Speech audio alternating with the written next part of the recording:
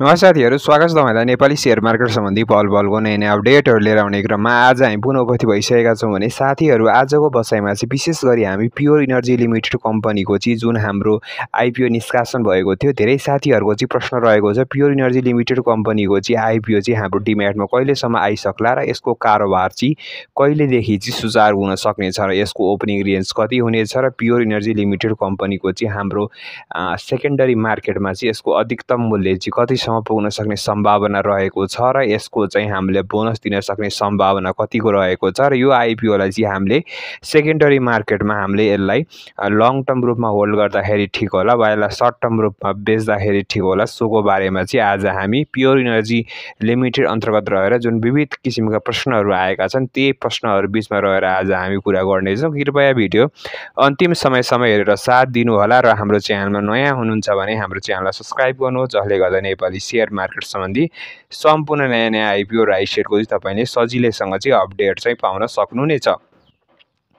अब साथीहरू, अब हामीले सुरुमा कुरा गरौँ प्योर इनर्जी लिमिटेड कम्पनी भन्ने जुन कम्पनी रहेको थियो, यो कम्पनी चाहिँ अदर सेक्टर अन्तर्गत कम्पनी रहेको छ भने यस कम्पनीको कुल चुक्ता पुँजी भनेको 80 करोड रुपियाँ रहेको छ। 80 करोड रुपियाँ रहेको छ भने यसले जम्मा 20% मात्र चाहिँ यसले आइपिओ निष्कासन गरेको छ है। 20% भनेको चाहिँ एकदम थोरै नै हो है। र 20% आइपिओ निष्कासन गर्दाखेरि कुल किताको चाहिँ करिब यसले 80 करोड चुक्ता पुँजीबाट करिब 16 करोडको चाहिँ यसले प्राथमिक सेयर निष्कासन गर्यो, जुन चाहिँ 100 रुपियाँमा बिक्री गरेको थियो। कुल भनेको जम्मा 16 लाख किता आइपिओ रहेको थियो। त्यो चाहिँ लोकल र जेनरल दुवैको निम्ति चाहिँ यसले चाहिँ आइपिओ निष्कासन चाहिँ गरेको थियो। लोकलको निम्ति करिब 1,60,000 किता चाहिँ यसले निकालेको थियो र यस कम्पनी चाहिँ विशेष गरी चाहिँ यो प्योर इनर्जी लिमिटेड कम्पनी भनेको चाहिँ सोलर प्लान्ट कम्पनी हो। तपाईँले एउटा कुरा विचार गर्नु होला, यो चाहिँ हाइड्रो पावर सेक्टरको कम्पनी होइन है। यो हाइड्रो पावर सेक्टर कम्पनी हो, तर कतिले हाइड्रो पावर सेक्टर पनि, तर विशेष गरी चाहिँ अदर सेक्टर अन्तर्गत कम्पनी चाहिँ रहेको छ।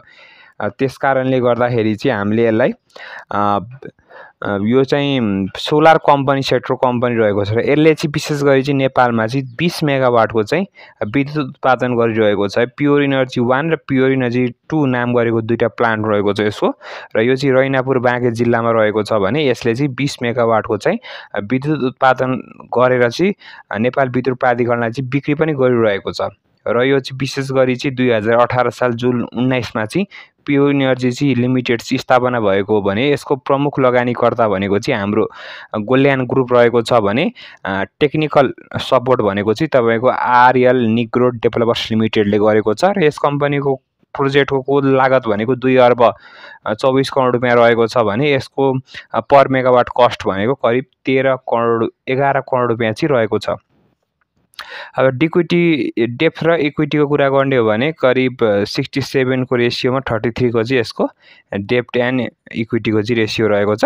साथीहरू, अब कुरा गरौँ प्योर इनर्जी लिमिटेड कम्पनीको चाहिँ तपाईँको जुन यो आइपिओ रहेको छ, यो आइपिओ चाहिँ तपाईँले जुन कहिले चाहिँ हाम्रो डिम्याटमा आउनेछ भने धेरै साथीहरूको चाहिँ मनमा जिज्ञासा रहेको थियो, त्यसको बारेमा जानकारी दिइहालौँ है। यो कम्पनीको हाम्रो चाहिँ डिम्याटमा चाहिँ यही हप्ता चाहिँ आइसक्नेछ है। त्यस कारणले गर्दाखेरि चाहिँ तपाईँले चाहिँ चिन्ता लिनु पर्दैन।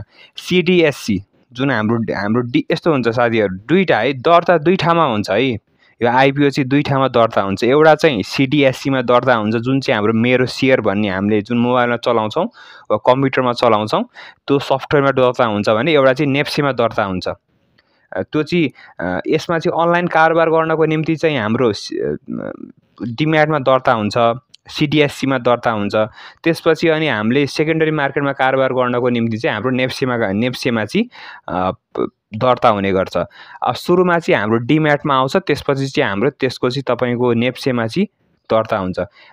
यसमा सिडिएससीमा चाहिँ हाम्रो डिम्याटमा चाहिँ कहिले आउँछ भन्दाखेरि चाहिँ सिडिएससी एन्ड क्रिलिङ लिमिटेडले चाहिँ जनाएको चाहिँ 2082 साल वैशाख 21 गते चाहिँ प्योर इनर्जी लिमिटेडको चाहिँ अभौतिकरणको लागि दर्ता भई आवश्यक कार्य जाँचबुझ तथा अभौतिक प्रक्रियाको चरणमा रहेको भनेर चाहिँ जानकारी चाहिँ यसले प्रदान गरेको छ। त्यस कारणले गर्दाखेरि चाहिँ यसको चाहिँ अब केही दिनभित्रमा चाहिँ तपाईँले चाहिँ आफ्नो डिम्याट खातामा चाहिँ यो चाहिँ प्योर इनर्जी लिमिटेड कम्पनी चाहिँ आउनेछ, मेरो सेयरमा आउनेछ है। त्यसपछि चाहिँ तपाईँले चाहिँ डिम्याट खातामा आइसकेपछि त्यसको लगभग सँगसँगै वा त्यसको 1-2 दिनको फरकमा चाहिँ तपाईँले उसमा पनि देख्न सक्नुहुनेछ। त्यसकारणले गर्दाखेरि चाहिँ तपाईले चाहिँ आत्तिनुपर्ने चाहिँ कुनै अवस्था रहन्छ।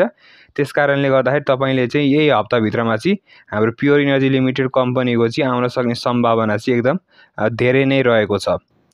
साथीहरु यो भयो हाम्रो प्योर इनर्जी लिमिटेड कम्पनीको चाहिँ कहिले आउने छ त भन्दाखेरि चाहिँ तपाईको अबको 2-4 दिनभित्रमा चाहिँ हाम्रो डिम्याटमा आइसक्छ। त्यसपछि चाहिँ जुन हाम्रो दर्ता हुने प्रक्रिया रहेको छ, जुन हाम्रो नेप्सेमा सेकेन्डरी मार्केटको कारोबारको निम्ति चाहिँ त्यसको पनि लगभग सँगसँगै कारोबार हुनेछ वा 1-2 दिनको फरकमा चाहिँ कारोबार हुनेछ।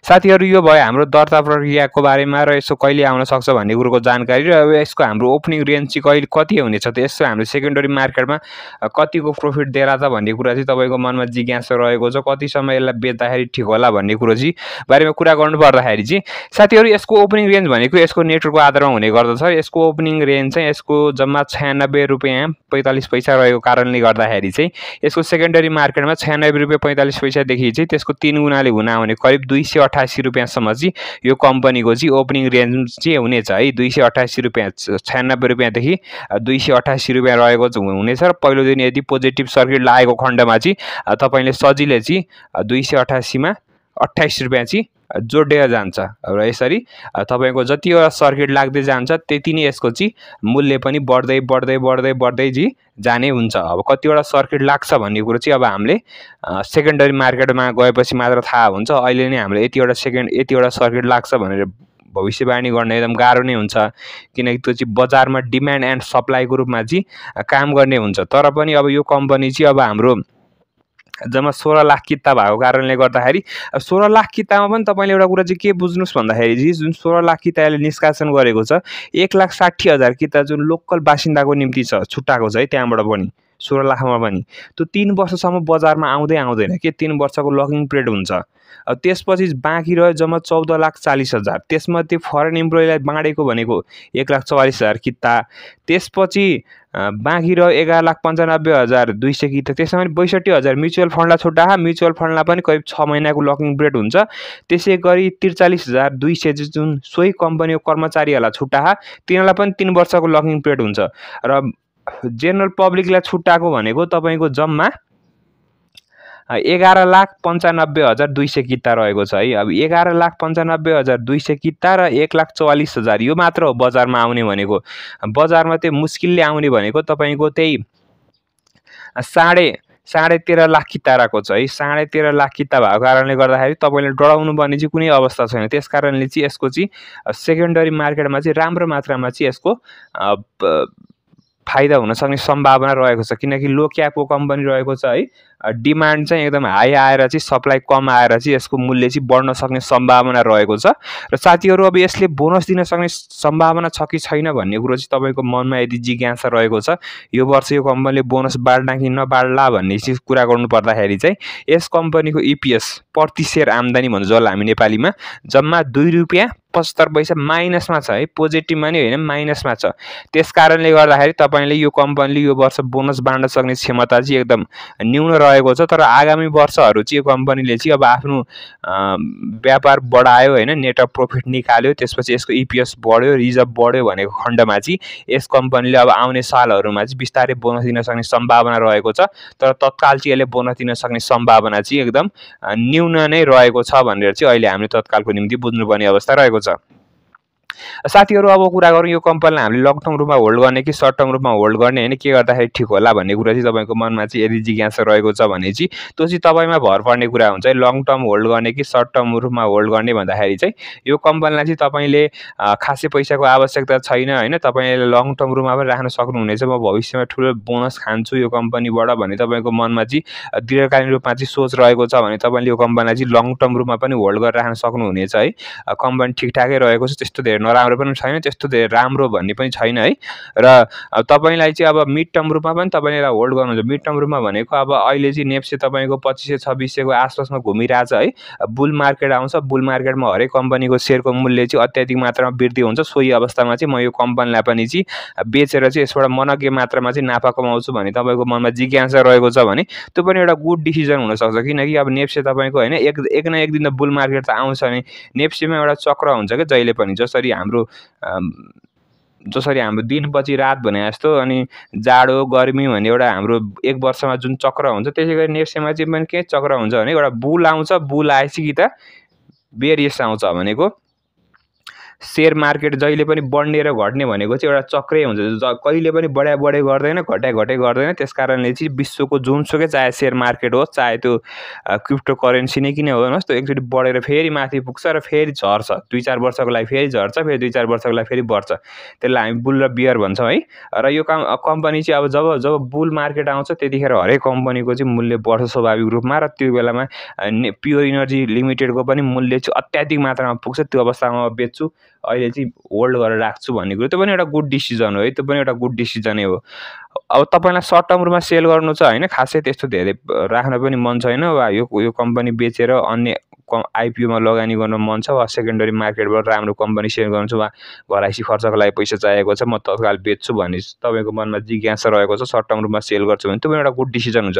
तर त्यसको निम्ति तपाईँले चाहिँ के गर्नु होला भन्दाखेरि चाहिँ एटलिस्ट तपाईँले चाहिँ सर्ट टर्ममा बेच्दाखेरि चाहिँ तुरुन्तै नबेचिहाल्नु होला है, मार्केटलाई हेर्नु होला, यो कस्तो कम्पनी हो पहिला बुझ्नुहोस्, त्यसपछि आएर कुन सेक्टर कम्पनी हो, यसको बजारमा सप्लाई कति आउँदैछ, पहिलो दिन कति किताब कारोबार हुँदैछ, र यसले कतिवटा सर्किट हान्न सक्ने सम्भावना रहेको छ, यी कम्पनीको कुराहरू तपाईँले बुझ्नुभएको खण्डमा चाहिँ पर्याप्त मात्रामा चाहिँ फाइदा लिन सक्ने सम्भावना रहेको छ। त्यस कारणले गर्दाखेरि यसको सजिलैसँग चाहिँ प्रति किताब 600 देखि 800 रुपियाँसम्म पुग्न सक्ने सम्भावना रहेको छ। बजारमा राम्रोसँग डिमान्डहरू आयो भने होइन तपाईँको अब 1000 देखि 1200 त्योभन्दा माथि जान सक्ने सम्भावना पनि रहेको छ। त्यस कारणले गर्दाखेरि तपाईँले तत्काल नबेचेर चाहिँ मार्केटमा कति यसको मूल्य पुग्न सक्छ सो अनुसार हेरेर राम्रोसँग बुझेर चाहिँ तपाईँले प्योर इनर्जी लिमिटेड कम्पनीलाई चाहिँ बुल एकदम हाई पिकमा पुगेर बेचेको खण्डमा चाहिँ त्यसबाट राम्रो मात्रामा चाहिँ प्रतिफल लिन सक्ने सम्भावना चाहिँ एकदम धेरै नै रहेको छ। साथीहरू, प्योर इनर्जी लिमिटेड कम्पनीको बारेमा चाहिँ यिनै जानकारीहरू रहेको थियो। तपाईँलाई कुनै पनि जिज्ञासा रहेको छ भने चाहिँ अवश्य मात्रामा चाहिँ कमेन्ट गर्नु होला। भिडियोमा हेरेर चाहिँ साथ दिनुभएकोमा चाहिँ तपाईँलाई धेरै धेरै धन्यवाद छ। कुनै पनि जिज्ञासा भए अवश्य कमेन्ट गर्नु होला, र यो भिडियो कहाँदेखि हेर्दै हुन्छ, प्योर इनर्जी लिमिटेडको मूल्य चाहिँ कति पुग्न सक्ला अवश्य कमेन्ट गर्नु होला। भिडियो हेरेर साथ दिनुमा धेरै धेरै धन्यवाद।